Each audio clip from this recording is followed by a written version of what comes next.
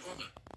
Να ξέρετε πάντως ότι τις χαμηλότερες βαθμίδες των δικαστών, όχι στις υψηλότερες που είναι κοντά σε εξαγωγές και πρέπει να μην έχουν κακές σχέσεις τουλάχιστον με την κυβέρνηση, γιατί η καριέρα τους είναι τα υπουργικά συμβούλια και από τη Βουλή που υπάρχει εκφράση στις κατώτερες βαθμίδες των δικαστών αυτή τη στιγμή. Τολμώ να πω με σχετική υπάρχει ριζοσπαστικοποίηση, αγαπητέ κύριε Κωνσταντινίου.